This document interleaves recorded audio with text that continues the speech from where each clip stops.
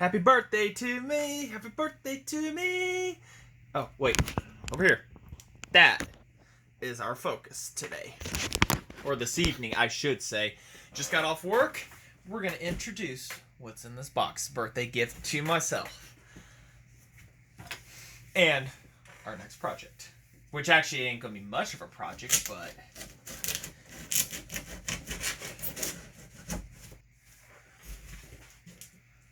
So, bought the saw. Gave them the wrong numbers. I don't know how I goobered up on my house address. I found that out. I had to email UPS, and they got it fixed before it shipped out from him. So, good old birthday gift to myself.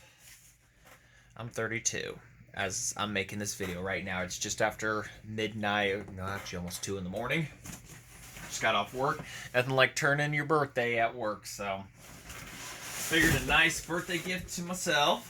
He says it runs, just needs a muffler, and that's what's going to be our project. Putting the muffler on this, but not a stock one.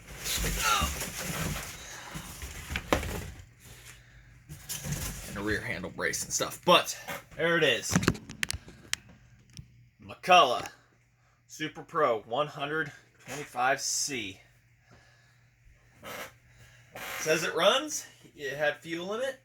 I went strictly off of pictures on this thing. This come from Pennsylvania, so I want to say this is an East Coast. So it did not see much action, as you would think. We're going to test if it's a chrome bore or whatnot. How to test for that? You get a telescopic magnet. Make sure it's clean, because that is going to touch contact with the bore, but we'll get to that in a minute. Non-chain brake design handle here. Looks like we gotta get another one of those. No biggie on that. I've got black ones outside that were 3D printed. We will go ahead and do that. I might actually try to 3D print my own. Decompression.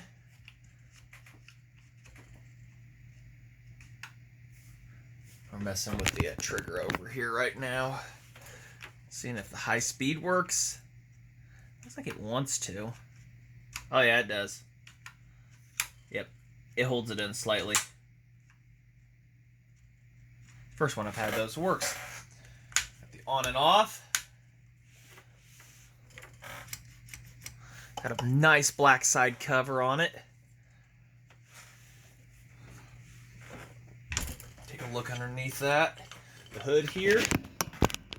This has a non-adjustable carburetor on it, as that would be indicated by the tank itself not having the provision on the side to access it.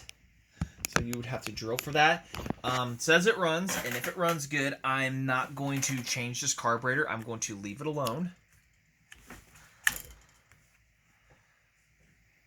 Looks like there was a sealing problem at one point here for the impulse.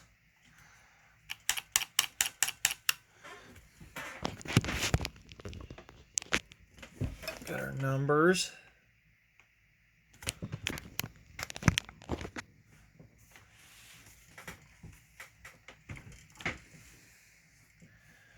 I don't know how well the lighting is for you guys. I plan to improve more lighting in here.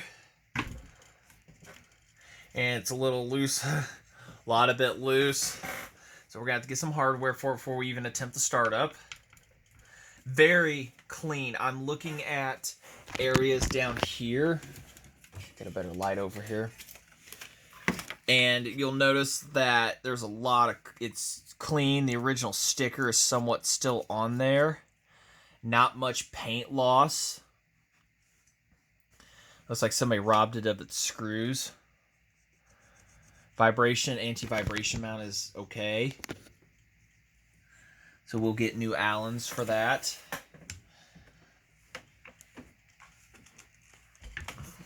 Go ahead and take a look at that clutch. What was that size again, guys? 9/16 was it, or was it a half? 9/16.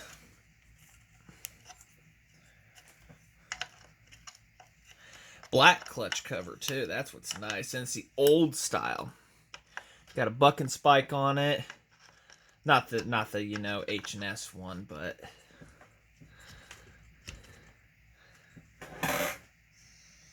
he said it ran, had gasoline in it. I could tell this wasn't really used much because of its condition. Yep, the vibration mount over here inside the gas tank for holding is missing some bolts. So it looks like this thing just like vibrated itself apart.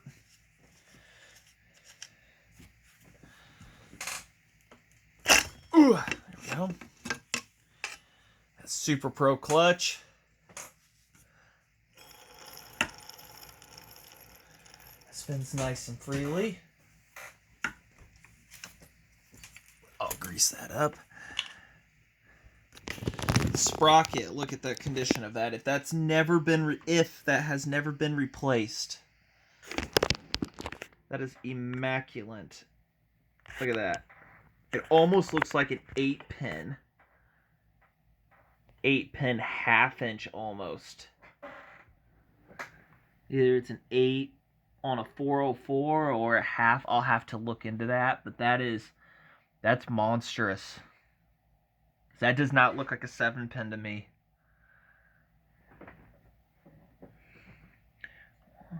1, 2, 3, 4, 5, 6, 7, 8. Yeah, it looks like it's an 8. Might be an 8404. I'd have to look into that.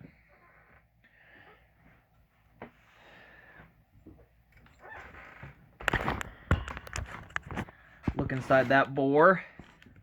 He sat under his workbench for quite a while, so press the decompression in.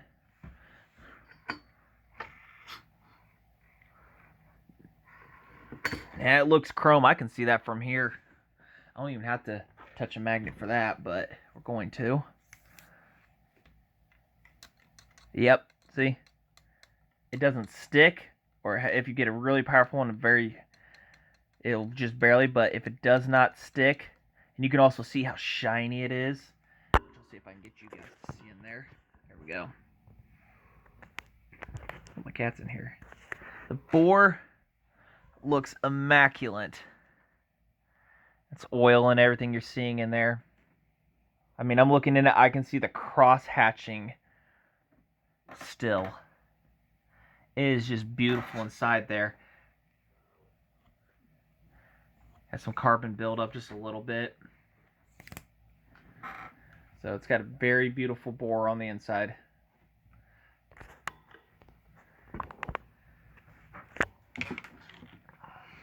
Air filter's in excellent shape. I mean, it's still got the yellow on it. I would say this has got to be the original air filter to this saw. I mean, it's still got yellow paint on it. So this saw looks like it was used for a very short time and put up, and people just took parts off of it, such as the handlebar brace up here and everything, the mounting bracket. Because I've never seen one of these with the yellow paint on it, which would more or less indicate it was, you know, original to the saw, and it come off this top and it just never come off. I don't.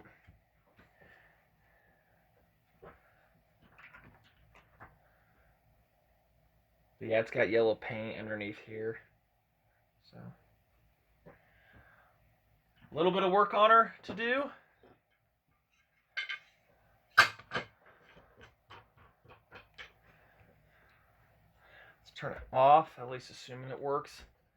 Pull the decompression.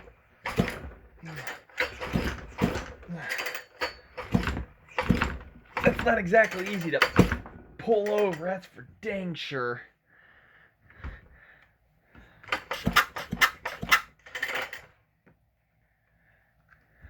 So, plenty of compression. And what we're going to be doing is putting a round style, building an adapter to run a round style muffler.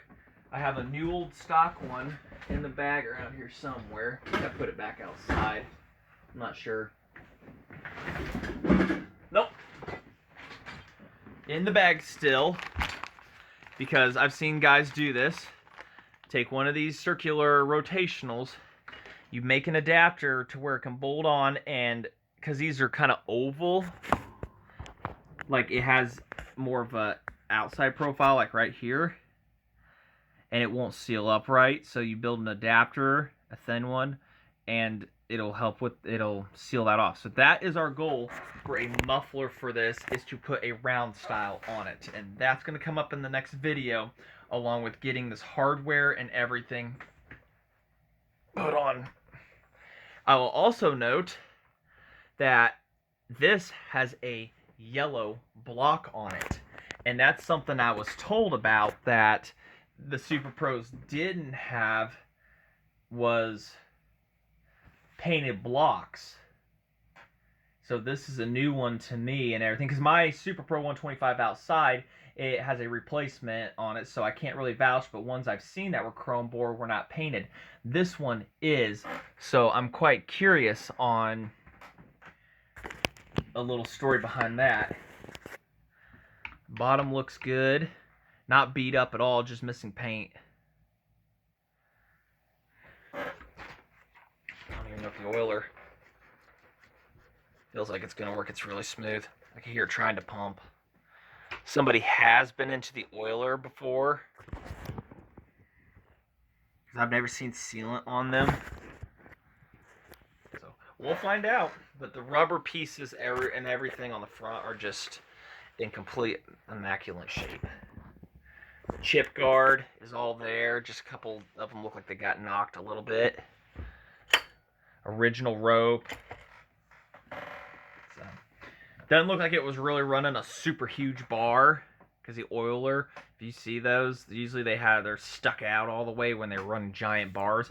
So I'd assume this was running probably 24, maybe a 28-inch bar for firewood cutting or a small logging operation or something, and that's all she saw and got put up. Rubber is in real good shape for the wrap handle. So